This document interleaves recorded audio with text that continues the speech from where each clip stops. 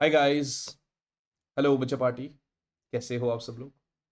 I hope सभी बच्चे काफ़ी अच्छे होंगे।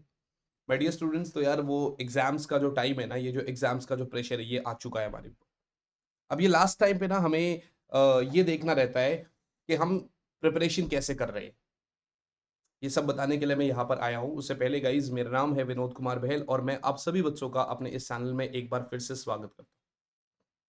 बच्चों, आज की इस क्लास में हम लोग कुछ 12-15 क्वेश्चंस कर रहे होंगे जो इलेक्ट्रोस्टैटिक्स के होंगे। तो एक हिसाब से आपके ये इलेक्ट्रोस्टैटिक के मोस्ट इंपॉर्टेंट क्वेश्चंस है। इलेक्ट्रोस्टैटिक के मोस्ट इंपॉर्टेंट क्वेश्चंस है जो आप यहां पर मेरे साथ कर रहे हो।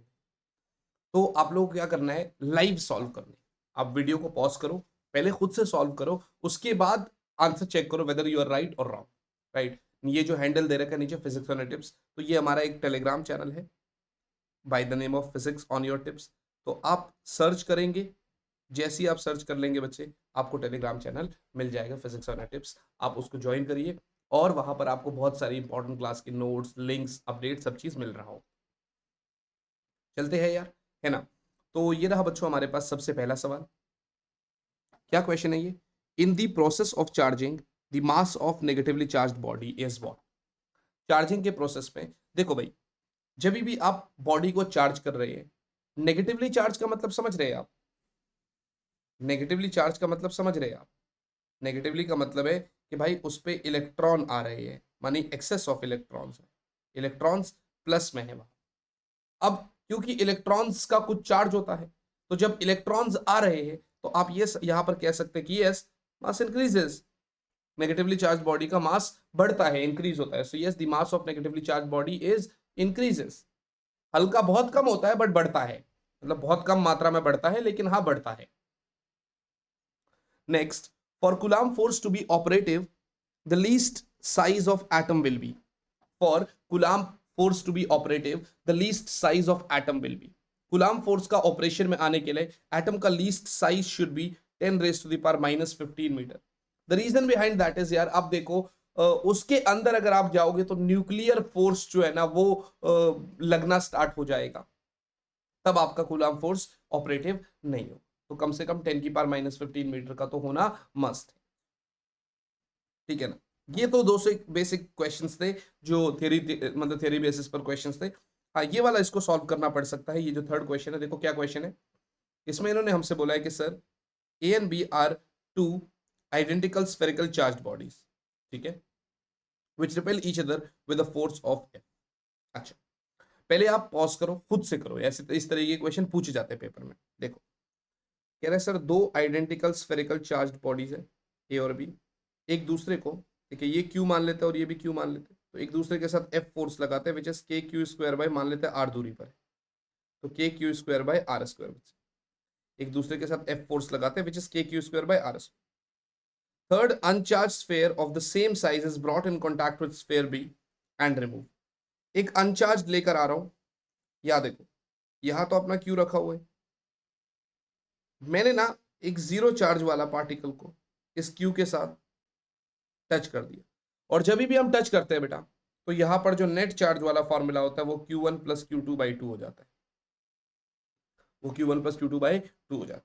तो आप यहां पर बहुत इजीली कह सकते हैं कि सर, क्यू नेट जो होगा वो Q+0/2, और आई कैन से Q/2 हो जाए, और आई कैन से Q/2 हो जाए। राइट बच्चा पार्टी? अरे अरे अरे, कहाँ चले गए? हाँ, अब इसने क्या बोला कि it is then kept at the mid points of A and B, मानी बीचों बीच रख दिया हमने इसको, तो सी वाले के ऊपर कितना फोर्स लगेगा, तो इस वाले के ऊपर कितना फोर्स लगेगा, यही तो चीज देखते हैं हम। अब अगर ऐसी बात है और ऐसा करना हुआ, तो पहले तो देखो ये वाला क्या करेगा, रिपेल मारेगा भैया, F1 निकाल लो, दूरी क्या है R/2, दूरी क्या है R/2, और ये वाला इसको रिपेल मारेगा F2, है ना बच्चे। तो सर मैं आपको बता दूं कि F1 जो होगा वो क्या होगा, के Q × Q/2 बाय R/2 का होल स्क्वायर, और आई कैन से के Q²/2 बाय R² बाय 4। 2 से 2 कट जाएगा, 2 ऊपर चला जाएगा, दिस इज 2 के Q² बाय R², और आई कैन से 2F। F1 कितना है 2f राइट साइड। अब बात आ जाएगी F2 की बेटा, अब बात आ जाएगी F2 की। तो F2 कितना है भाई, K Q/2 इंटू Q/2 बटे में R/2 का होल स्क्वायर, और आई कैन से K Q²/4 ओवर R²/4। 4 से 4 कटा, आंसर आया 4 से 4 कटा, आंसर आया K Q²/R², F2, जिसको आप कहते हो F। सर F2 F आ रहा है, F1 देखो इस डायरेक्शन में 2F है, इस डायरेक्शन में F है, तो F नेट तो क्या ही होगा भाई, 2F में से F माइनस करो, आंसर कितना बचा F, आंसर कितना बचा F। इजी था, एनसीईआरटी में भी दे रखा है, हर एक जगह पर ऐसे क्वेश्चंस के आंसर आपको दे रखे होते हैं और आप कर सकते हैं ऐसे क्वेश्चंस, पर आपको बस एक बार अगर क्वेश्चन समझ में आ गया तो बस फिर उसके बाद तो कुछ बचा ही नहीं। क्या मेरी बात समझ में आ रही है आपको? आई hope this is very very clear. ये तीसरा सवाल था आप लोगों का, आप इसको अच्छे से कर पा रहे हो मेरे से, राइट है बच्चा पार्टी? चलिए अभी ये कौन से चैप्टर का था, चैप्टर 1 का। हम इलेक्ट्रोस्टैटिक्स कर रहे हैं, तो पहले चैप्टर 1 की कुछ क्वेश्चंस कर रहे हैं, फिर हम चैप्टर 2 की कुछ क्वेश्चंस कर रहे हैं, और इसी तरीके से हम चल रहे होंगे। लेट्स मूव अहेड, दूसरा कर लेते हैं भाई। अब हम कौन से क्वेश्चन का करते हैं, अब हम चैप्टर नंबर 2 का करते हैं। ये भी चैप्टर 1 का ही है, सॉरी। फोर्थ क्वेश्चन, क्वेश्चन क्या है, a charge particle of mass m, charge particle of mass m and charge q initially at rest, यानी u0 है। पहले आप पॉज करके खुद से करो, फिर मेरे साथ आंसर मैच करो। Is released in an electric field of magnitude e, तो फोर्स लगेगा उसके ऊपर QE। It's kinetic energy after time t will be, भाई एक्सेल देखो ma बराबर क्या हो जाएगा QE/QE, तो a बराबर क्या हो जाएगा QE/m। आपको u है आपके पास 0, a मिल गया। काइनेटिक एनर्जी तो क्या होता है हाफ mv², तो एक बार अगर v आ जाए तो आसानी से आ जाएगा, तो v बराबर u प्लस at बच्चे, u तो 0 है, तो v बराबर 0 प्लस QE/m इंटू टी, और आई कैन से काइनेटिक एनर्जी बराबर हाफ m, इधर से QE/m इंटू टी का होल स्क्वायर, और आई कैन से half m Q² E² T²/m², m से m कटा तो Q² E² T²/2m आ गया kinetic energy. Now the kinetic energy is Q² E² T²/2m, and I can say this is like this, Q² E² T²/2m। I hope this is very very clear to you all। मेरे हिसाब से ये आप सभी बच्चों को समझ में आ गया। ऐसे क्वेश्चन कभी भी आएंगे, देखो 4 क्वेश्चन हमने करे, प्रॉपर तरीके से सॉल्व कर रहे हैं, करीब करीब हम 2 मिनट एक क्वेश्चन को दे रहे हैं, राइट बच्चा पार्टी? आपके सामने है, आप इसीलिए कर पा रहे हैं। एक बार इसको नोट कर लो, फिर आगे चलते हैं ना, अगले सवाल पर बढ़े।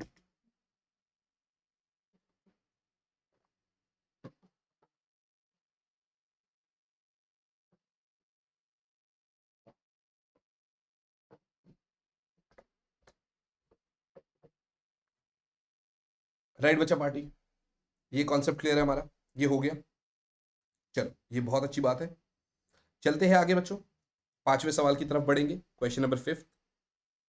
फिफ्थ में क्या है, deuteron and alpha particle in air are at separation 1 angstrom. माने एक तो ड्यूट्रॉन है बच्चे, और एक हमारे पास अल्फा पार्टिकल, और दोनों के बीच में 1 एंगस्ट्रम की दूरी है।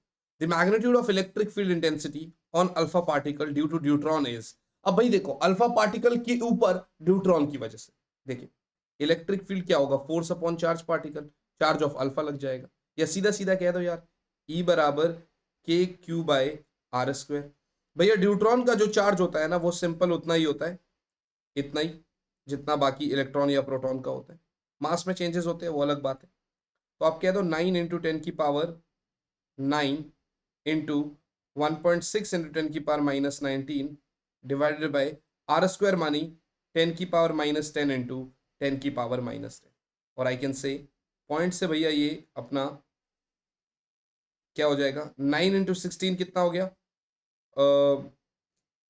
160 - 16 144, तो 14.4 कर लो, पॉइंट मत हटाओ अभी, है ना, पॉइंट मत हटाओ, 14.4 कर लो इसको, इंटू देखो ये 10⁻⁻10 हो गया, और नीचे में 10⁻10 इंटू 10⁻10 हो गया भाई, इससे ये कट जाएगा, तो दिस इज 14.4 इंटू 10⁻10, और I can say 1.44 into 10⁻11। So this is our final answer. बहुत सिंपल सा क्वेश्चन था, आई डोंट फील कि आप लोगों को इस वाले क्वेश्चन में भी कोई प्रॉब्लम आई होगी, बहुत बेसिक सा क्वेश्चन था। हाँ, अब इसके बाद वाला जो क्वेश्चन है ना, इसके बाद वाला जो क्वेश्चन है वो हमें देखना है, वो काफी इजी है, राइट बच्चों। लेकिन इजी तो है बट थोड़ा सा उसमें कॉम्प्लिकेशन भी है, क्योंकि उसमें आई का कॉन्सेप्ट आ गया, 11th क्लास का कॉन्सेप्ट आ गया, ठीक है ना। इवन मैं तो यार यही कहूंगा कि मैं आपको समझा देता हूँ, बट ऐसा क्वेश्चन पेपर में बोर्ड्स में आने के चांसेस कम है, क्योंकि 11th का कॉन्सेप्ट अगर आ रहा है तो बोर्ड्स में ये क्वेश्चन नहीं देगा हुआ, ठीक है ना। तो देखो भाई, frequency of oscillation of an electric dipole having dipole moment p and rotational inertia I, oscillating in a uniform electric field E is given by। देखो यहां पर आपको दो चीज है, टॉर्क बराबर आई अल्फा होता है, ठीक है ना, टॉर्क बराबर पी ई साइन थीटा भी होता है, या पी क्रॉस ई भी होता है, राइट है जी। अपने को तो क्या करना है, फ्रीक्वेंसी चाहिए, ठीक है ना भाई। वैसे तो टाइम पीरियड 2π√L/G होता है, बट यहां पर थोड़ा सा कॉन्सेप्ट अलग। पहले तो आपका टॉर्क का कॉन्सेप्ट आएगा यहाँ से आई अल्फा, और यहाँ से पी ई साइन थीटा। आपको याद है एक चीज हमारे पास और होती है कि जब हम बोलते थे acceleration is directly proportional to minus omega square theta, alpha होता था वहां पर तो, but A is directly proportional to minus omega square X, ठीक है। तो ये कॉन्सेप्ट लगता है। अब इसको इतना इजी डिटेल में, मतलब इतना डिटेल में लेके जाने का कोई मेरे को कारण बन नहीं रहा है, तो इसको मैं ड्रॉप कर रहा हूँ क्वेश्चन को। बट देखो इजी है, लेकिन हमें करना नहीं है, जो चीज आई नहीं रही उसका क्या फायदा, है ना। हाँ ये क्वेश्चन अच्छा है, ये क्वेश्चन थोड़ा सा कॉम्प्लिकेटेड भी होगा, मैं जरा इसको फ्रेम को जरा मैं सेट कर देता हूँ, ठीक है ना, ताकि आप लोगों को दिक्कत ना हो। Just give me a moment, एक सेकेंड। पूरा क्वेश्चन दिखना चाहिए ना अपने को तो, राइट है जी। चलो, तो अब आई गेस सब कुछ ठीक है। अब हमें पूरा क्वेश्चन भी दिख रहा है, यहाँ पर लॉक कर देता हूँ इसको। इस क्वेश्चन में क्या है, पहले आप पॉज करो। There is a plane of uniform positive charge density sigma parallel to yz plane and located at x बराबर 2d. A point charge plus q is placed at the origin. Solve for the position x along the x-axis where a positive test charge will have a net force 0. देखो भाई, बड़ी simple सी बात है यार, ये आपका plus Q है, ये आपका प्लस क्यू है। अगर आप देखोगे तो इसका अगर सिग्मा है, एक पॉजिटिव प्लेट की वजह से इलेक्ट्रिक फील्ड कितने होते हैं, सिग्मा बाई 2 एप्सिलॉन नॉट, एक सिंगल प्लेट की वजह से, है ना। और सबसे बड़ी बात है वो डिस्टेंस पे डिपेंड नहीं करता। तो हमें यहां पर वो यही बोल रहा है कि यार x बराबर 2d पर एक चार्ज रखा हुआ है, ठीक है ना, मतलब एक प्लेट रखी हुई है। आपको एक्स एक्सिस के अलोंग एक ऐसा बताना है कि मान लो कहीं बीचों बीच, अब हमें नहीं पता कहां पर रखा हुआ है, मान लो एक क्यू नॉट चार्ज रखा हुआ है जिसके ऊपर नेट फोर्स 0 होगा। भाई ये वाला चार्ज तो कितना फोर्स लगाएगा उस क्यू नॉट के ऊपर, K Q Q naught by X, right, this is due to that charge.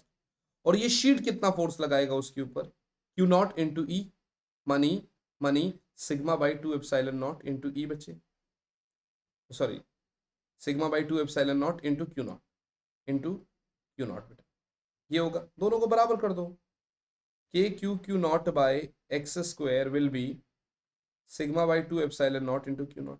भाई क्यू नॉट तो क्यू नॉट कट जाएगा, ठीक है ना, ध्यान से देखना, क्यू नॉट से क्यू नॉट तो कट जाएगा।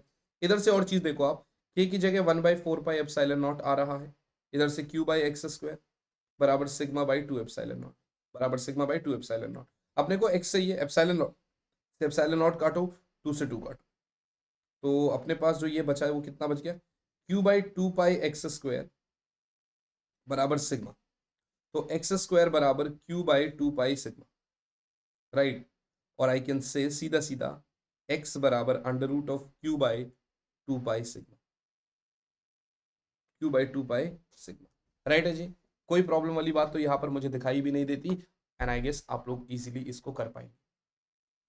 क्या यहाँ तक का कॉन्सेप्ट क्लियर है आप लोगों को? क्या यहाँ तक हम इजीली लगा पाएंगे इस क्वेश्चन? सिंपल है, एक बार नोट कर लो, एक बार देख लो, बहुत इजी है ना। फिर आगे चलेंगे, एक बार नोट कर लो फिर आगे चलेंगे, है ना बच्चों? ठीक है जी। अब हम लोग अगले सवाल की तरफ चलेंगे। हमारा नेक्स्ट क्वेश्चन क्या है? The variation of electrostatic potential and the electrostatic field E with distance r from a point Q is correctly shown by graphs. भाई E और V का देखो, E R V R। अब कॉन्सेप्ट देखो इसमें क्या हो सकता है। E बराबर K Q by R square, E बराबर K Q by R square और V बराबर के क्यू बाय आर। भैया E भी इनवर्सली प्रोपोर्शनल है, V भी इनवर्सली प्रोपोर्शनल है, ठीक है। लेकिन यार एक चीज देखो, अगर मैं R को 1 करता हूं तो E बराबर V बन रहा है। एक पॉइंट पर दोनों ग्राफ में बराबर होने चाहिए, ठीक है। तो मेरे को इसी वाले ग्राफ में सबसे इजीली दिखाई दे रहा है कि अगर मैं R को 1 कर रहा हूं तो E बराबर V है बच्चे।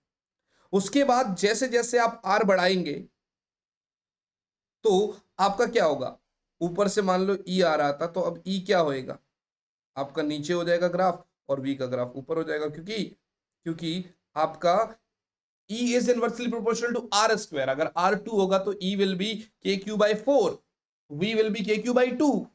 समझ रहे हो? तो E और ज्यादा कम होता जाएगा। क्या मेरी बात समझ में आ गई? सिंपल सा क्वेश्चन है, सिंपल सा कॉन्सेप्ट है, ग्राफिकल क्वेश्चन है भाई। आ गया तो आपको पता रहना चाहिए। देखो, क्वेश्चंस की प्रैक्टिस जितनी ज्यादा हम लोग करें ना उतना ज्यादा हमारे लिए बढ़िया है। जितनी ज्यादा प्रैक्टिस हम क्वेश्चंस की करें उतना ही हमारे लिए बेनिफिट है, क्योंकि उसके बाद फिर क्या होता है ना, हम क्वेश्चन को देखते हैं, हमें तो ओ ये तो बहुत ईजी है, ये हमें आता है। अक्सर ऐसा होता है कि बोर्ड एग्जाम में बच्चे जब बैठते हैं, बोर्ड एग्जाम का पेपर लिख रहे होते हैं ना बच्चे, तो वो क्या बोलते हैं कि सर बोर्ड्स का पेपर बहुत ईजी था। असल में वो पेपर ईजी नहीं होता है। असल में बात क्या होती है कि हर एक बच्चे को ऐसा लग रहा होता है कि यार ये क्वेश्चन हमने ऑलरेडी सॉल्व करा हुआ। अभी ऑलरेडी आप कैसे सॉल्व कर सकते हो, ऑलरेडी आपने कैसे सॉल्व किया होगा? क्योंकि यार देखो, आप एक ही क्वेश्चन को अगर 5 बार कर लोगे, पेपर में जैसे ही बैठोगे तो आपको वो सवाल इजी लगेगा ही लगेगा। अभी कोई क्वेश्चन आपके सामने आया, आपने सॉल्व किया ही नहीं उसको, तो आपको वो सवाल इजी लग ही नहीं सकता। कैसे इजी लग पाएगा आपको? बिल्कुल हो ही नहीं सकता कि वो सवाल आपको इजी लगे। चलो बच्चे, अब एक और सवाल है कि चैप्टर 2 का ये वाला क्वेश्चन भी। सो n small metal drops of same size are charged to V volt each. If they coalesce to form a single large drop, then its potential will be। अच्छा, इस केस में हम क्या कर रहे होंगे, ऐसे यहां पर क्या होगा, n छोटे छोटे मेटल ड्रॉप्स, ठीक है ना। जब भी ऐसे छोटे ड्रॉप्स मिलकर बड़ा ड्रॉप बनाते हैं तो आपको वॉल्यूम बराबर करना पड़ता है। तो आप यहां पर कह सकते हो कि n into 4/3 pi R cube, मतलब n छोटे ड्रॉप्स के वॉल्यूम को मैंने बराबर कर दिया बड़े ड्रॉप के वॉल्यूम के बराबर, 4/3 पाई आर। राइट बच्चे?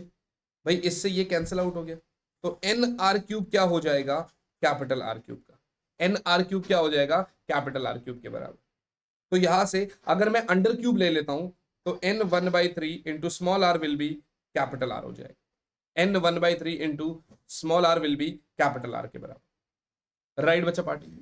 आई hope this is very very clear to you all. तो एन 1/3 है, ये मेरे पास आर और इसका रिलेशन मिल गया। राइट है जी, बिल्कुल सही बात। अब हमें क्या करना है, बड़े वाले का पोटेंशियल निकालना है।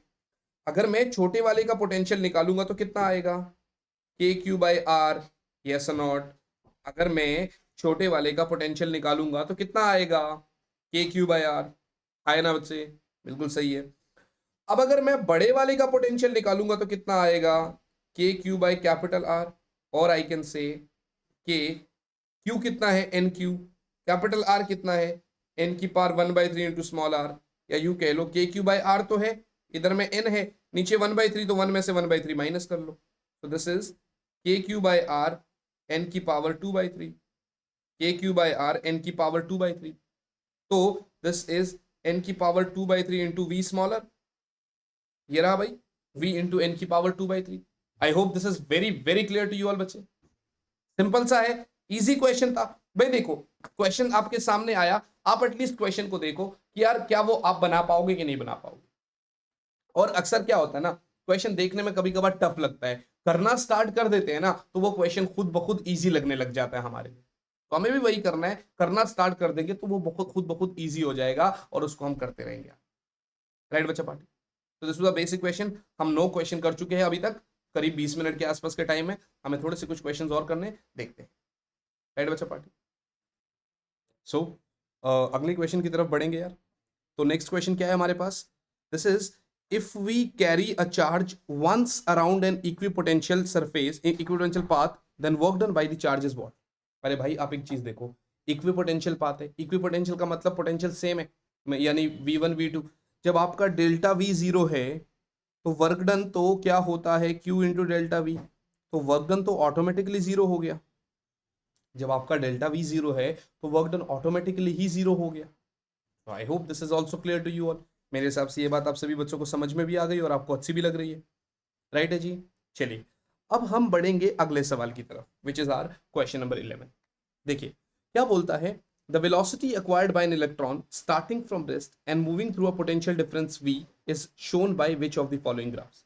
देखो यहां पर दो चीजें यार, काइनेटिक एनर्जी तो हाफ एम वी स्क्वायर होता है, लेकिन बच्चे काइनेटिक एनर्जी को ही अगर देखना है तो वो चार्ज इनटू पोटेंशियल भी होगा, यानी वर्क डन, यानी ईवी है ना। अब दोनों को बराबर कर दो एक बार, तो हाफ एम वी स्क्वायर बराबर ई वी हो जाए, और I can say V square बराबर 2 EV/m।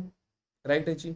वी स्क्वायर बराबर 2 EV/m, तो वी हो गया अंडर रूट ऑफ 2 EV/m। इसका मतलब क्या है, छोड़ो ना इसको, आपको v और स्मॉल v का ही चाहिए, तो v square is directly proportional to capital V, या capital V is directly proportional to v। और ऐसे में कभी भी जब ऐसा बनता है तो मतलब पैराबोलिक कर्व होता है। ये रहा भैया आपका पैराबोलिक कर्व, ये रहा भैया आपका पैराबोलिक कर्व। तो मेरे हिसाब से आपको ये क्वेश्चन भी बहुत अच्छे से समझ में आ गया क्या करना था हमें इसमें। राइट है जी? बिल्कुल सिंपल सी बात है, आसानी से कर लिया होगा आपने।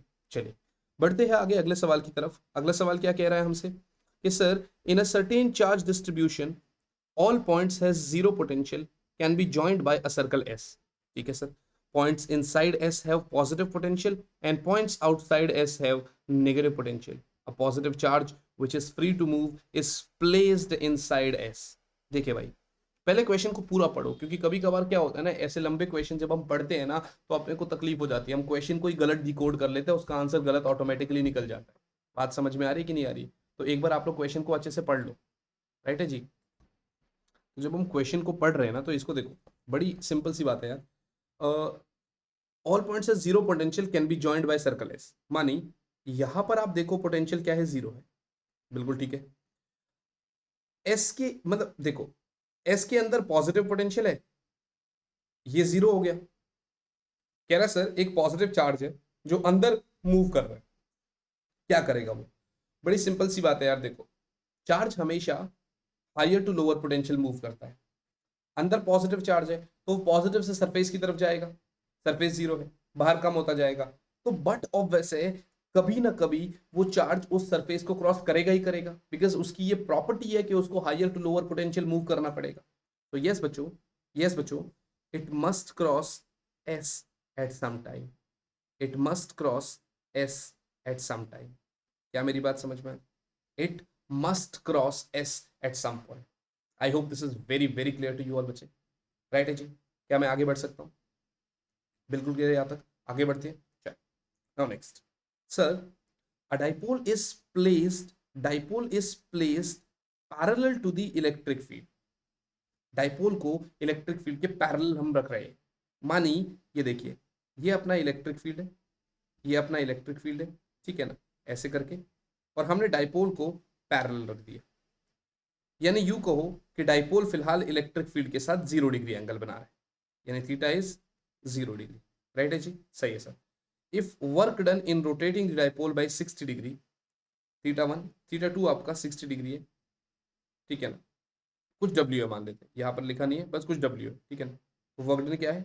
डब्ल्यू। अब वर्क डन तो क्या होता है, minus PE cos theta 2 minus PE cos theta 2 minus cos theta 1। So W बराबर minus PE, now cos 60 minus cos 0, और I can say W is minus PE cos 60 मतलब 1/2 माइनस कॉस 0 मतलब 1। So W is equals to minus PE minus 1 by 2. I hope this is clear.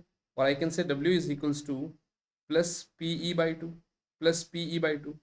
यहाँ से एक और चीज़ पता चला कि PE is equals to 2W. एक और चीज़ पता चली कि sir PE is equals to 2W. I hope this is very clear to you all. अपने को पता चला PE is equals to 2W. जब यहाँ पर ये होगा ना, इसका मतलब क्या होता है कि ये इस वाले स्टेटमेंट को इससे रिलेट कर रहा है। अक्सर बच्चा क्या बोलता है, उसने then work done in rotating it by 180 degree. अब यहाँ पर बच्चा थीटा 1 को 60 डिग्री ले लेता है और थीटा 2 को 180 लेता है। ये बहुत बड़ी गलती हो जाती है, ये गलती मत करना आप लोग, ठीक है ना, ये गलती बिल्कुल भी मत करना। इस केस में, केस 2 में भी बेटा वो कह रहा है कि थीटा 1 आपका 0 डिग्री है और थीटा 2 जो है वो आपका 180 डिग्री है। अब डब्ल्यू डैश निकालो तो क्या होगा, minus PE, so cos 180 minus cos 0 बेटा, so minus PE, cos 180 is minus 1 again, so plus 2PE हो जाएगा ये तो, हाँ, W dash is plus 2P, so W dash is basically 2 into 2W, or I can say 4W. W dash is basically 4W. I hope this is very very clear to you. तो W dash क्या हो गया, 4W. क्या मेरी बात समझ में आ रही है आपको? क्या यहाँ तक का कॉन्सेप्ट क्लियर है आप लोगों को? यस और नॉट बच्चे, क्या यहाँ तक का कॉन्सेप्ट क्लियर है आप लोगों को? यस और नॉट? हाँ जी बच्चों, I hope this is very very clear to you. यहाँ तक हो गया, राइट? चलिए आगे चलते हैं अगले सवाल की तरफ। अगला सवाल क्या कह रहा है मुझसे, sir capacitors are used in electrical circuits where appliances need more. Capacitors को हमने इलेक्ट्रिकल सर्किट्स में यूज करा है जहां पर अप्लायंसेस को ज्यादा, देखो कैपेसिटर्स क्या है, these are devices to store charge, to hold charge. ये एक ऐसे डिवाइसेस जो चार्ज को स्टोर करता है, चार्ज को होल्ड करता है। तो यहाँ पर मैं कह सकता हूँ capacitor are used in electrical circuits where appliances need more current, जहां पर अप्लायंसेस को ज्यादा करंट की रिक्वायरमेंट है, जहां पर अप्लायंसेस को ज्यादा करंट चाहिए होता है। क्या मेरी बात समझ में आ रही है आप? यस और नॉट बच्चे? Where appliances need more current. I hope this is clear. आइए बढ़ते हैं अगले सवाल की तरफ, नेक्स्ट क्वेश्चन। भाई यहाँ तक चलो एक बार नोट कर लो अगर आप लोगों ने नोट नहीं किया। देखो ये जो 13 क्वेश्चन कराया ना, ये तो मस्ट मस्ट इंपॉर्टेंट क्वेश्चन है भाई, ये तो बोर्ड्स में काफी बार आ रहा है। 14th भी आपने कर ही लिया, ठीक है ना। 15वें पे चलता हूँ अभी, पहले इसको नोट कर लो जब तक आप लोग, है ना।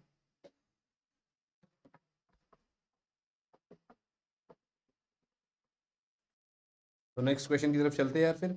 नेक्स्ट क्वेश्चन हमसे क्या बोल रहा है, देखो बड़े ध्यान से।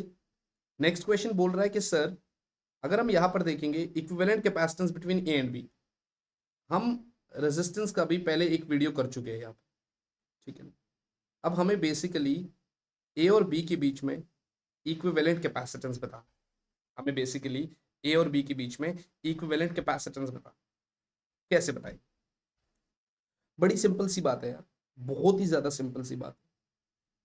पहले आप इसको करेंगे, ये 4 और 4 तो सीरीज में है, और सीरीज में आपको कैपेसिटी रेजिस्टेंस का उल्टा पड़ता है, तो 4/2 हो गया, 4/2 माने 2 हो गया।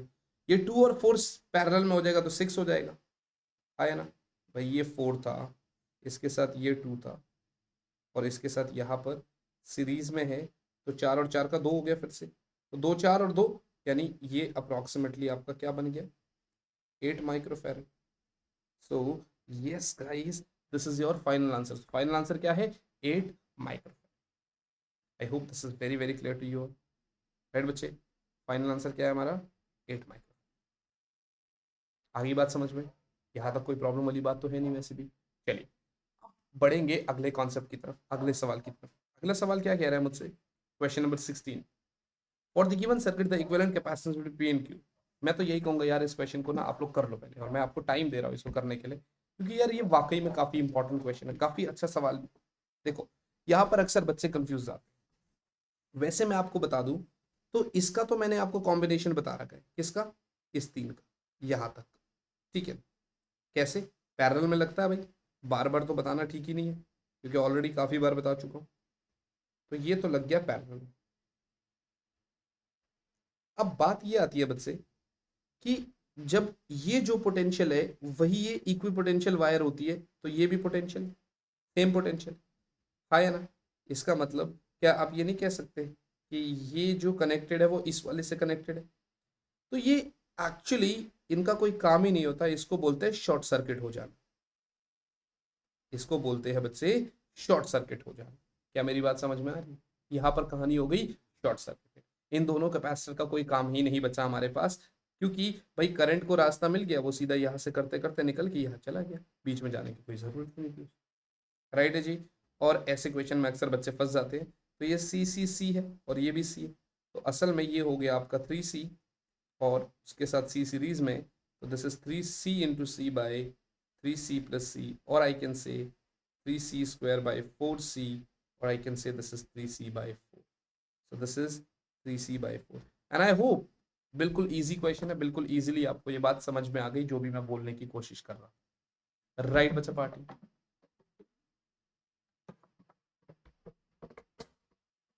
कोई प्रॉब्लम वाली बात तो नहीं है बच्चे? पक्का आगे चल सकते हैं? Now let's move ahead. अब देखो क्वेश्चन नंबर 617 में क्या बोल रही है हमसे कि सर एक पैरेलल प्लेट कैपेसिटर है of capacitance C is connected to battery and is charged to potential difference V। ठीक है, ठीक है। Another capacitor of capacitance 2C is similarly charged to a potential difference 2V। The charging battery is then disconnected and the capacitors are connected in parallel। तो अब capacitors आपके parallel में connect कर दिए गए, C और 2C। तो इस केस में C इक्विवेलेंट क्या हो जाएगा? C प्लस 2C मानी 3C। In such a manner that the positive terminal of one is connected to the negative terminal of other। मानी ये कुछ इस तरीके से कनेक्टेड है, मानी ये कुछ इस तरीके से कनेक्टेड है।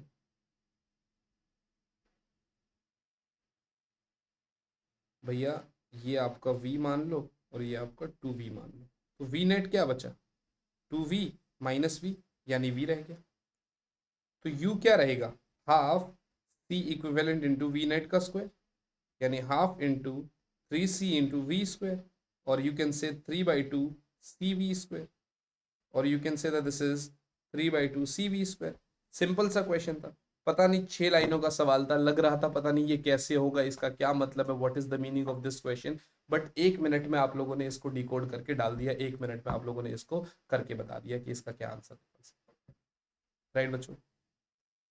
इसके बाद हमारे पास बहुत सारे क्वेश्चंस तो नहीं बचेंगे, बट हाँ जितने बचते हैं वो कर लेंगे। राइट, चलिए देखिए क्या बोल रहा है आगे। पहले इसको नोट कर लो जब तक आप, है ना, फिर ही मैं नेक्स्ट क्वेश्चन पे चलूंगा। 17 क्वेश्चन अब तक हम कर चुके हैं, 15 बोले थे मैंने वीडियो के स्टार्टिंग में, बट सोच रहा हूँ कि चलो 20 तो कर ही लेते हैं, एटलीस्ट 20 क्वेश्चन कर लेंगे। उसके बाद देखेंगे कि क्या इसमें चैप्टर 2 के ही क्वेश्चन है या कौन से चैप्टर के हैं। अगर तो होते हैं तो स्ट्रेच मार लेंगे, डिपेंड करता है कितना हम कर पा रहे हैं, अभी कितने में मजा आ रहे हैं हमें करने में ना। चलो नेक्स्ट कर। क्वेश्चन में क्या बोल रहा है sir? An air capacitor is charged with an amount of charge Q and dipped into an oil tank. If the oil is pumped out, the electric field between the plates will be। एक air capacitor है जिसको मैंने charge Q से, मतलब Q charge से charge कर दिया बेटा, and dipped into an oil tank. ठीक है, देखो जब आप ऑयल टैंक में डिप करोगे तो इलेक्ट्रिक फील्ड कम हो जाएगा। If the oil is pumped out, the electric field between the plates will. अब क्योंकि आपने ऑयल निकाल दिया तो इलेक्ट्रिक फील्ड बड़ा वैसे इंक्रीज हो जाएगी। अब बात समझ रहे हो मेरी? देखो आप डाई इलेक्ट्रिक में अगर उसको डाल रहे हो तो उस केस में आपकी इलेक्ट्रिक फील्ड रिड्यूस हो गई, E is equals to E not by K हो गई। बट क्योंकि अब आप ऑयल हटा रही हो तो इलेक्ट्रिक फील्ड इंक्रीज होगी, क्योंकि अब आप ऑयल हटा रहे हो तो but of now electric field will increase, अब इलेक्ट्रिक फील्ड बढ़ जाएगी बेटा। क्या मेरी बात समझ में आ गई आपको? क्या यहाँ तक का कॉन्सेप्ट क्लियर है आप लोगों को? राइट है जी, कोई प्रॉब्लम। देखिए एक और सवाल जो हमें सॉल्व करना है, ठीक है ना, 19 क्वेश्चन करना है हमें। क्वेश्चन क्या बोल रहे हैं? A parallel plate air capacitor has a capacitance C when it is half filled with a dielectric constant 5, the percentage increase in the capacitance will be। okay, half filled. देखो जब ये एयर था इसके बीच में, अगर मैं यहीं पर कर लूँ आपके लिए, उस केस में तो C क्या होगा? Epsilon not A/D। But now what you did is, आपने पहले इसको ऐसा कर दिया और ये ऐसे, मतलब आधे में तो एयर है अभी भी, और आधे में आपने डाई इलेक्ट्रिक कांस्टेंट जिसका के 5, और दूरी कितनी है d/2, और ये भी कितनी है d/2। इसको C1 मान लेता हूँ, इसको C2 मान लेता हूँ, है ना बच्चे। और आपको ये चीज पता है कि एरिया सेम है, डिस्टेंस हाफ है, तो पैरेलल में हो गया ये। तो C1 क्या होगा, के एप्सिलॉन नॉट ए बाय, दूरी तो d/2 ही होएगा, माने 2k एप्सिलॉन नॉट a/d, ये C1 है। और C2 क्या हो जाएगा भैया, एप्सिलॉन नॉट a/d/2, क्योंकि इसका के तो 1 ही होएगा, सो 2 एप्सिलॉन नॉट a/d। ऐड करो दोनों को, ऐड करो दोनों को, तो C1 plus C2 is 2k epsilon not a/d plus plus 2 epsilon not a/d plus 2 epsilon not a/d। एक मिनट एक मिनट एक minute, sorry guys sorry, D half है ना, तो ये पैरेलल में थोड़ी होगा, सीरीज में होगा ना। तो डी हाफ है, एरिया सेम है, तो सीरीज में होगा ना यहाँ पर। तो 1/c series is 1/c1 plus 1/c2 हो जाएगा, राइट है जी, बिल्कुल ठीक है। 1/c1 का मतलब क्या हो गया, माने उल्टा, d/2k epsilon not a plus बेटा d/2 epsilon not a, 1/c series. और आई कैन से 1/c सीरीज इज, आप यहाँ से d/2 epsilon not a common ले सकते हैं, ब्रैकेट में आ जाएगा 1/k प्लस 1, राइट, राइट जी, ये भी ठीक है। तो 1/c series is d/2 epsilon not a, this is k plus 1/k, उल्टा कर दो तो c सीरीज हो गया बेटा, k मानी 5, 5 into 2 epsilon not a by d into 5 plus 1 6, 2 से गया 3, आंसर आया 5/3 एप्सिलॉन नॉट a/d। आंसर आया 5/3 एप्सिलॉन नॉट a/d। ये मेरा सी सीरीज आ गया, मतलब इस वाले का, ये मेरा इस पूरे कॉम्बिनेशन का कैपेसिटेंस कितना है, 5/3 एप्सिलॉन नॉट a/d। उसने वही तो पूछा कि भाई कितना परसेंटेज इंक्रीज हुआ है कैपेसिटर में, मानी वो हमसे क्या पूछ रहा है यहाँ पर, वो हमसे वही तो पूछ रहा है, delta C/c into 100। Delta C मतलब क्या, मतलब 5/3, ये तो शायद रेड कलर दिख नहीं रहा है, वाइट से ही करते हैं, मतलब 5/3 epsilon not a/d minus initial कितना है, epsilon not a/d over epsilon not a/d into 100। और आई कैन से 5 minus 3 2, so 2 epsilon not a/d by 3d upon epsilon not a/d into 100। भैया इससे ये कट जाएगा, आंसर आ गया 200/3। 200/3 को आप सीधा सीधा लिख सकते हैं भैया 66.6%, 66.6%। क्वेश्चन थोड़ा बल्कि था, क्वेश्चन थोड़ा लेंदी था, लेकिन क्वेश्चन में मजे जरूर आए होंगे आपको करने में, आई होप सो। एक बार देख लो यार, फिर आगे बढ़ेंगे। यहाँ तक एक बार जैसे ही आपने कर लिया, देन वील मूव अहेड बच्चे। यहाँ तक एक बार देख लो आप लोग, फिर आगे ही बढ़ेंगे, फिर आगे कर लेंगे, देख लेंगे आगे।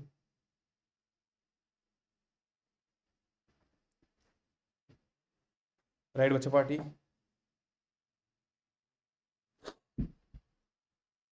चलिए बच्चों, तो अब आगे चलते हैं, फिर आगे ही करते हैं फिर।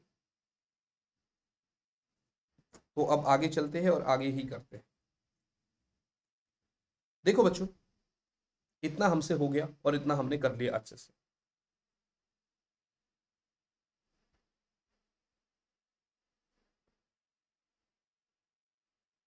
अब क्या करेंगे, चलो एक बार नोट कर लो आप इसको ना, 30-40 सेकंड का टाइम और ले लो।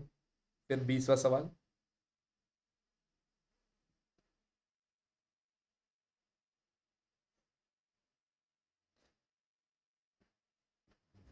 देखिए नेक्स्ट क्वेश्चन क्या बोलता है हमसे। A parallel plate capacitor, a parallel plate capacitor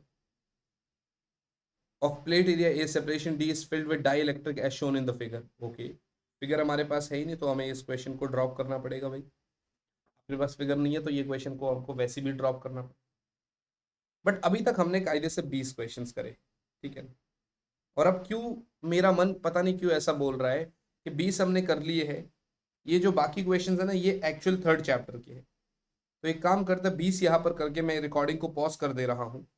at least 5 हम और क्वेश्चंस कर लेते हैं, इसी बहाने 1 घंटे का सेशन भी हो जाएगा हमारा, और हमारे कुछ 25-26 क्वेश्चंस भी हो जाएंगे, ठीक है। तो आप 2 मिनट, आपको तो वेट नहीं करना पड़ेगा, खैर मैं पॉज कर रहा हूँ, मैं सीधा अब स्टार्ट करूंगा 21st क्वेश्चन से।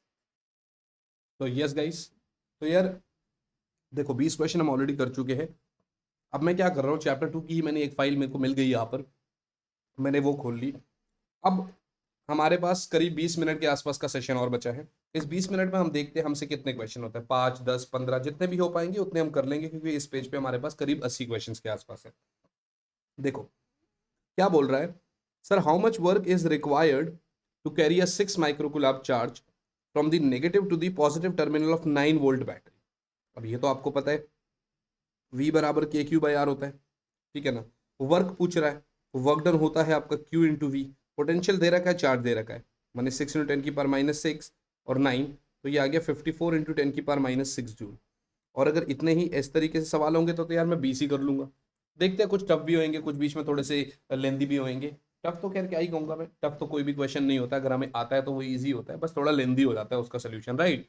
चलो यहाँ तक कर लिया हम लोग ने। अब हम चलेंगे नेक्स्ट क्वेश्चन की तरफ। So now the amount of work done in moving a unit positive charge without acceleration from infinity to a point in electric field against the electrostatic force। अरे भाई ये तो सीधा सीधा इसने इलेक्ट्रिक पोटेंशियल का ही डेफिनेशन दे दिया, ये तो इसने सीधा सीधा इलेक्ट्रिक पोटेंशियल का डेफिनेशन दे दिया हमें। सही हो। अगला सवाल, the electric potential to a point charge minus Q at a point distance R from it is.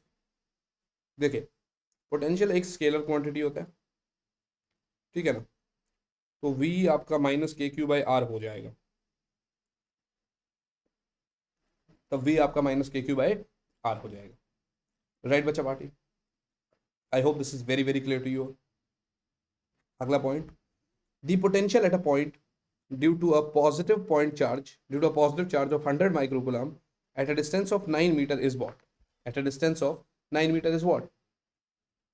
तो ध्यान से देखो, V इज KQ/R, राइट। तो 9 इंटू 10 की पावर 9, चार्ज हो गया 100 इंटू 10 की पावर -6, और दूरी हो गई 9, तो ये हो जाएगा 100 इंटू 10 की पावर 3, और वी कैन से 10 की पावर 5 वोल्ट। क्या बात है, बड़े सिंपल से बड़े इजी क्वेश्चन है ये तो यार, है ना। अब इधर 2.5 मिनट में हम लोग करीब करीब 4 क्वेश्चन सॉल्व कर चुके हैं, ऐसे ही हो जाएंगे तो भाई हम सोच रहा हूँ कम से कम 40 क्वेश्चन तक पहुंच जाएंगे। देखते हैं आगे कितने। तो आगे क्या बोल रहा है, the electric potential at the surface of N atomic nucleus of radius इतना। देखो रेडियस है इतना, ये भी ठीक है। बच्चा क्या गलती करता है, यहाँ पर आप सेंटीमीटर को मीटर में कन्वर्ट करना भूल जाते हो, तो पहले आप इसको मीटर में कन्वर्ट करो। -13 को -15 हो जाएगा मीटर में, तो आर इज दिस ना, राइट, आर इज इतना, अच्छा, ऑफ रेडियस इतना। अब देखिए पोटेंशियल तो क्या होगा, KQ/R।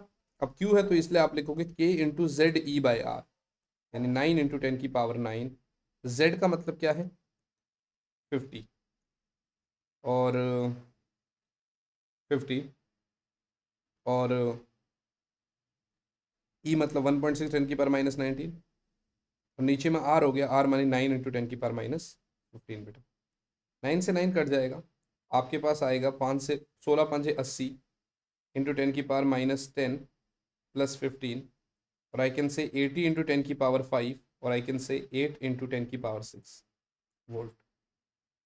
8 इंटू 10 की पावर 6 वोल्ट। क्या मेरी बात समझ में आ रही है? सो दिस इज बेसिकली 8 इंटू 10 की पावर 6 वोल्ट, राइट बच्चा पार्टी। क्या मेरी बात आप सभी बच्चों को यहाँ तक समझ में आ रही है? क्या यहाँ तक हो गई मेरी बात आप सभी बच्चों से? I hope this is very very clear to you, right बच्चों। चलो अब हम आगे चलेंगे। At a point there is an electric field of 500 volt per metre and potential difference of 3000 volt. The distance between the point charge and A is what? The distance between the point charge and A is what, देखो ई बराबर क्या होता है, we by D होता है, तो D is we by E, माने 3000 by E मतलब 500, ये कट जाएगा आपका 5 1 30, so D is 6 metre, D is 6 metre. क्या मेरी बात समझ में आ गई आपको? क्या यहाँ तक का कॉन्सेप्ट क्लियर हो गया आप लोगों को? यस और नॉट बच्चे? I hope so this is clear, right बच्चा पार्टी? आगे चलते हैं फिर, है ना, आगे चलते। What is the electric potential at the centre of the square?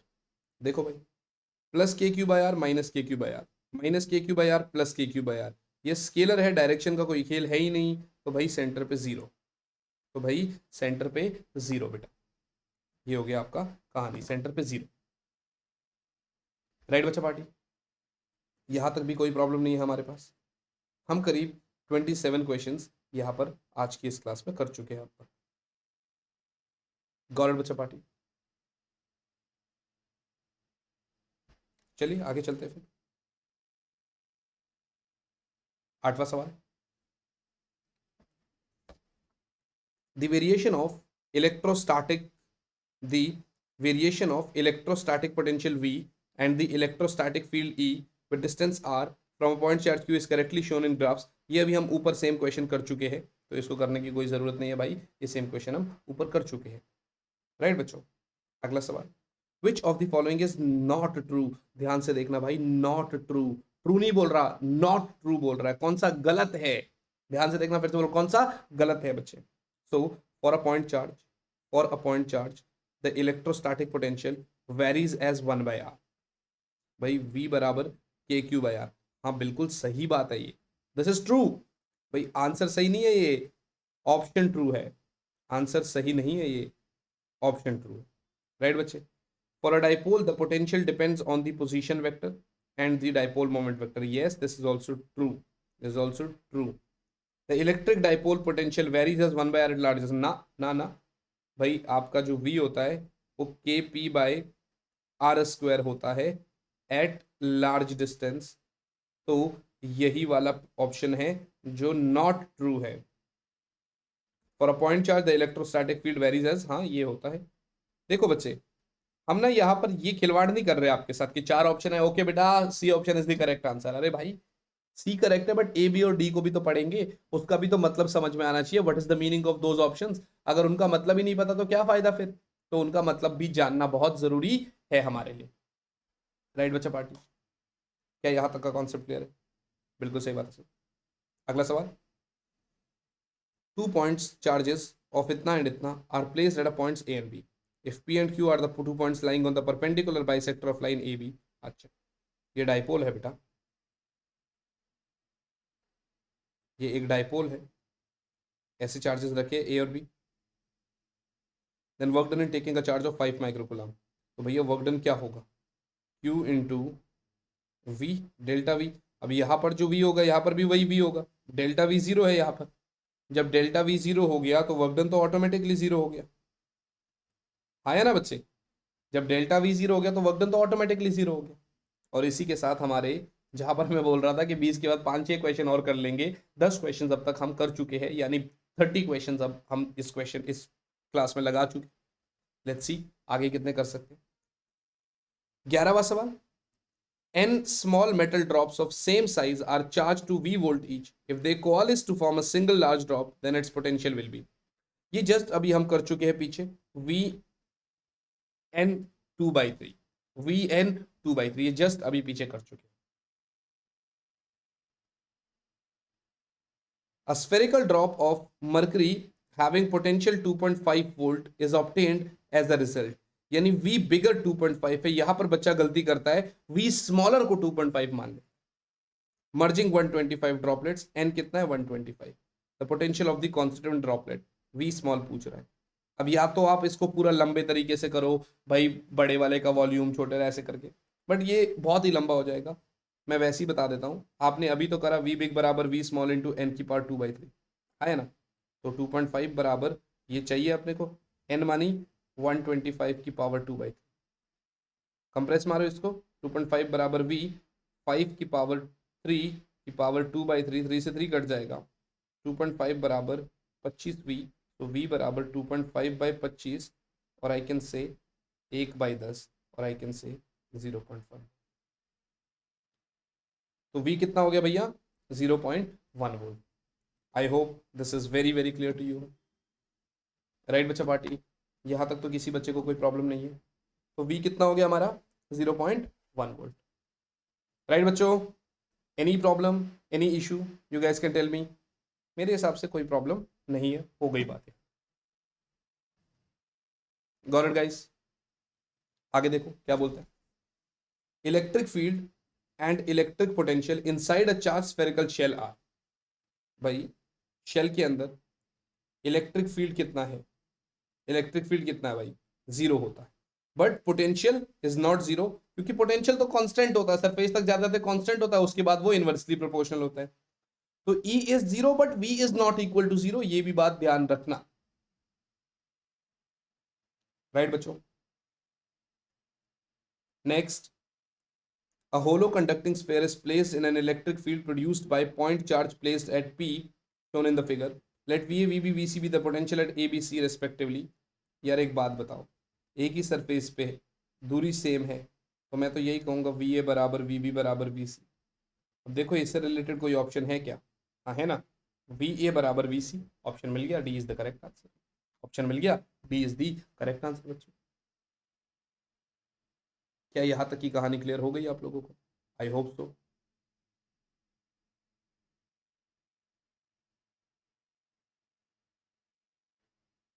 Right बच्चा party, let's move ahead now, let's move ahead now. चलिए फिर आगे चलते हैं। The potential at the center of sphere, if hollow metallic sphere of radius 10 centimeter is charged such that the potential of its surface is 70 volt। भाई surface का 70 है ना, तो सेंटर पे भी कांस्टेंट है। अभी हमने बोला v इज कांस्टेंट, तो ये हो गया। ठीक है, राइट है जी। चले आगे। हाँ सब चल सकते। The potential on the hollow sphere of radius 1 meter is 1000 volt, then potential at 1/4 meter from the center of the sphere। अरे भैया, अगर यहाँ पर 1000 है ना, तो यहाँ पर भी ये सेंटर है, तो 1/4 मानी यहाँ पर भी ना 1000 ही होगा। कारण ये है कि सेम क्वेश्चन आ गया 2-3 बारी, कॉन्सेप्ट सेम है, तो क्वेश्चन आप कितने भी लगा लो आसानी से निकल ही जाएंगे। देखो भाई, आपका कॉन्सेप्ट सेम होना चाहिए बस, बाकी तो क्वेश्चन ऑन द स्पॉट होने ही वाले। राइट बच्चा पार्टी, देखिए ये वाला जो क्वेश्चन है ना, ये electric potential at any point, मुझे लगता है कि इसी के साथ हमारी क्लास खत्म हो जाएगी, क्योंकि ये काफी बड़ा क्वेश्चन। ठीक है ना, मैं सोचता हूँ कि बड़ा नहीं, हम थोड़े छोटे से क्वेश्चंस और कर लेते हैं। ठीक है ना, कारण उसका ये है कि भाई थोड़ा सा थंबनेल में भी हम डाल देंगे 40+ MCQ, है ना, एक क्वेश्चन पे भी क्योंकि क्लास खत्म करनी है हमें। पहले याद है, what is the angle between electric field and equipotential surface? हमेशा 90 डिग्री होती है, याद रखना। इलेक्ट्रिक फील्ड और इक्विपोटेंशियल सरफेसेस के बीच में एंगल हमेशा 90 डिग्री होता है। फिर से बता रहा हूँ आपको, ध्यान रखना हमेशा इस बात का। तो ये आपका एक और question. Now, in a certain region, a uniform electric field exists along x direction. The equipotential surface associated with this field will be, मैंने अभी बोला परपेंडिकुलर होगा। परपेंडिकुलर का मतलब क्या है? x डायरेक्शन के परपेंडिकुलर। x डायरेक्शन के परपेंडिकुलर का मतलब है वाई जेड प्लेन में अगर वो होगा तो उसका परपेंडिकुलर क्या होगा? x। So equidistant planes parallel to Y Z, right? क्योंकि वाई जेड प्लेन है तो उसका perpendicular is X direction only. तो वाई जेड प्लेन में अगर इक्विपोटेंशियल सरफेस है तो परपेंडिकुलर इलेक्ट्रिक फील्ड उसके परपेंडिकुलर यानी एक्स डायरेक्शन में होगा, है ना। आई होप इसमें किसी भी बच्चे को कोई प्रॉब्लम ना होनी चाहिए और ना ही हुई। राइट बच्चा पार्टी, चलिए सो लेट्स मूव अहेड, आगे बढ़ते हैं, फिर आगे चलते हैं। If we carry a charge once around an equipotential path, then work done by the charge is what? Then work done by the charge is what? भाई equipotential path के along लेके जाओगे तो वर्क डन वैसे ही zero हो गया, क्योंकि आपका डेल्टा वी जीरो हो गया। अब जब डेल्टा वी जीरो होगा तो वर्क डन तो जीरो होगा ही होगा। डेल्टा वी जीरो होगा तो वर्क डन तो जीरो होगा ही होगा। ठीक है ना। ओहो ये तो सॉल्व है। चलो तो फिर क्यों ही हटा रही है, आसानी से हो जाएगा। अरे रहने दो यार, हटा देते हैं। कोई ना, कोई ना, कोई ना, कोई ना। ठीक है, ये भी सॉल्व है तो इसको भी हटा देते हैं, ये भी सॉल्व है तो इसको भी हटा देते हैं।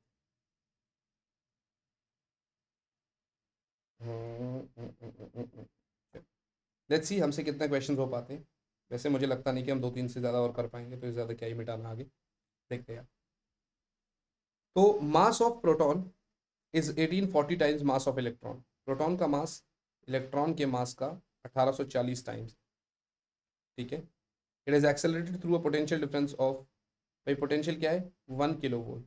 काइनेटिक एनर्जी चाहिए, बहुत सिंपल सी बात है यार, ईवी कर लो, यानी ई इंटू 1 किलो वोल्ट, यानी 1 kilo electron volt. 1 kilo electron volt. ये रही भाई आपके आंसर। कुछ नहीं था इसमें, बहुत सिंपल क्वेश्चन। यहाँ पर ये उसने आपको कंफ्यूज कर दिया, आप यही सोचते रह गए। हमेशा जब ऐसे कंफ्यूजन वाले क्वेश्चन होते हैं ना, तो आप पहली स्टेटमेंट में ही सोचने लग जाते हैं, आप पहली स्टेटमेंट में ही अटक जाते हैं, और उसके बाद वो आप वहीं पर आपको तकलीफ होने लग जाती है। राइट बच्चा पार्टी, क्या मेरी बात समझ में आ रही है आपको?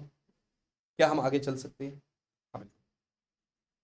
आओ फिर आगे चलते हैं। क्वेश्चन में ये कह रहा है कि sir an electron is initially at rest. अच्छा, U0 है, is accelerated through a potential difference of 200 volt. अच्छा, ये 200 वोल्ट है।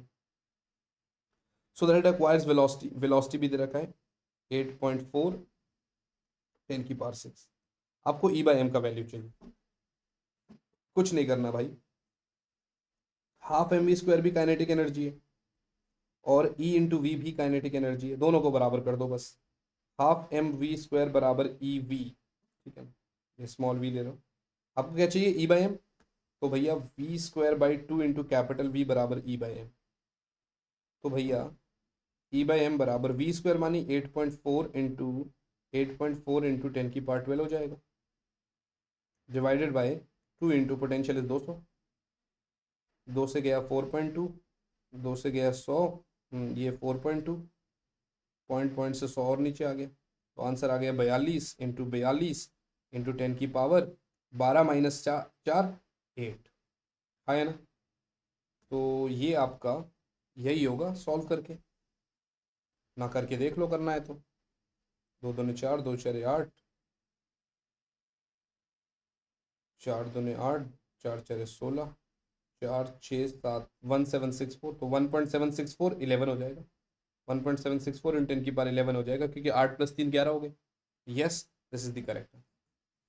और इसी के साथ हम करीब करीब 40 प्लस क्वेश्चंस कर चुके हैं। देखो, क्योंकि ये वाला क्वेश्चन हम ऑलरेडी कर चुके हैं यहाँ पर, V² is directly proportional to V, तो ये वाला कर, मुझे नहीं लगता कि इस क्वेश्चन को हमें दोबारा करने की जरूरत है ना? तो हम 20 वाले क्वेश्चन उस पीपीडी में, 44 है, एक दो अगर बीच में रह भी गए होंगे तो 40 प्लस हो गए, राइट? तो भाई आज की इस क्लास में हमने इतने ही क्वेश्चन कर लिए, है ना?